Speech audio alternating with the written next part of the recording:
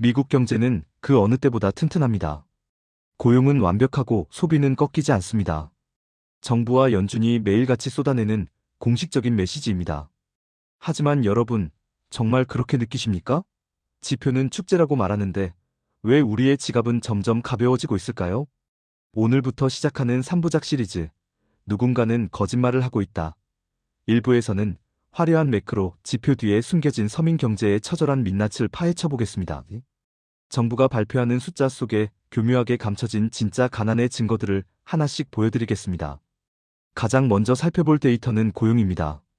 미국의 실업률은 역사상 최저 수준을 기록하고 있습니다. 수치만 보면 누구나 원하면 일자리를 구할 수 있는 골디락스 경제처럼 보입니다. 하지만 이 숫자에는 아주 치명적인 함정이 숨어 있습니다. 정부는 일자리의 개수만 셉니다. 그 일자리가 정규직인지 아니면 주말에만 일하는 아르바이트인지는 중요하게 여기지 않습니다. 최근 데이터를 뜯어보면 정규직 일자리는 수십만 개가 사라졌는데 그 자리를 파트타임 일자리들이 채우고 있는 것을 확인할 수 있습니다. 왜 고용 지표가 좋게 나올까요? 한 사람이 3개의 아르바이트를 뛰면 지표상으로는 3개의 일자리가 창출된 것으로 기록되기 때문입니다. 지금 미국인들은 생계를 유지하기 위해 퇴근 후 배달을 하고 주말에는 마트에서 일합니다. 이건 경제가 튼튼해서가 아니라 생존을 위한 몸부림입니다. 테크 기업과 금융권에서는 대규모 해고가 이어지고 있습니다. 고임금 숙련 노동자들이 일자리를 잃고 그 자리를 저임금 서비스업 일자리들이 대신하고 있습니다. 경제의 허리라고 할 수 있는 중산층의 양질의 일자리가 빠르게 붕괴되고 있다는 뜻입니다. 고용보다 더 이해하기 힘든 지표는 소비입니다.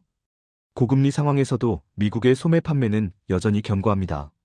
전문가들은 미국인들의 소비 본능이 경제를 지탱한다고 칭송합니다. 하지만 돈이 어디서 나서 이렇게 쓰는 걸까요? 저축액은 이미 바닥이 난 지 오래입니다. 팬데믹 기간 정부가 뿌린 지원금으로 쌓아두었던 초과 저축은 이미 작년에 모두 소진되었습니다. 현재 미국의 개인 저축률은 역사적 평균보다 훨씬 낮은 수준입니다. 저축할 돈이 없는데 소비가 유지된다는 것, 이건 무언가 크게 잘못되었다는 신호입니다. 비밀은 바로 부채에 있습니다.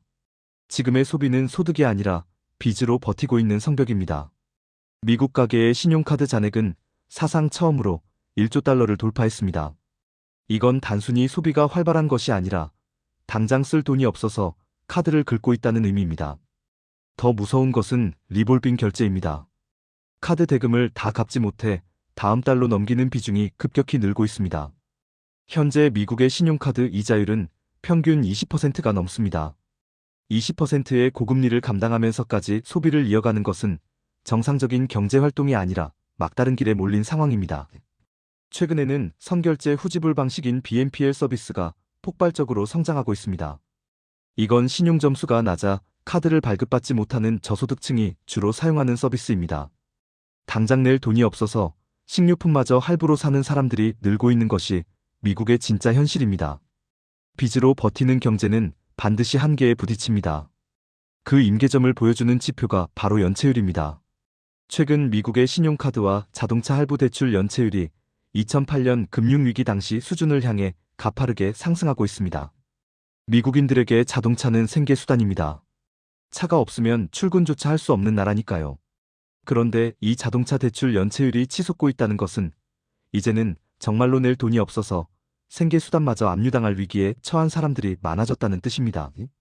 잠시 유예되었던 학자금 대출 상환이 재개되면서 젊은 층의 가처분 소득은 더욱 줄어들었습니다.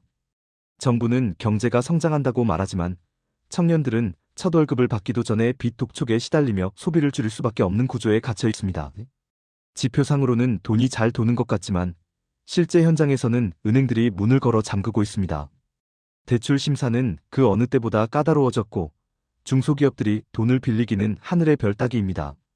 돈의 혈관이 막히고 있는데 미국 정부는 혈색이 좋다고 거짓말을 하고 있습니다. 미국 정부는 인플레이션이 잡혔다고 자랑합니다. 소비자 물가지수 CPI가 내려가고 있다는 것이 근거입니다. 하지만 마트에 가서 장을 보는 서민들이 느끼는 체감 물가는 전혀 다릅니다. 특히 주거비와 외식 물가는 여전히 고공행진 중입니다. 미국 정부가 물가를 계산할 때 사용하는 품목 구성은 실제 생활과 괴리가 있습니다. 가격이 급등한 품목 대신 저렴해진 품목의 비중을 높이는 방식으로 숫자를 만듭니다. 결국 숫자로 된 물가는 내려가지만 서민들의 삶의 질은 계속해서 추락하고 있는 것입니다. 지금의 지표가 좋게 나오는 결정적인 이유는 상위 10%의 호황 때문입니다. 자산 가격 상승으로 부유층은 더 많이 소비하고 그들의 소비가 전체 평균을 끌어올립니다. 하지만 하위 90%의 삶은 고물가와 고금리의 이중고 속에 무너져 내리고 있습니다. 왜 미국 정부는 계속해서 경제가 좋다고 말할까요? 그건 바로 정치적 목적 때문입니다. 선거를 앞두고 경제가 나쁘다고 인정하는 정부는 없습니다. 그들은 자신들의 정책이 성공했다는 것을 증명하기 위해 유리한 데이터만 골라서 발표하고 있습니다.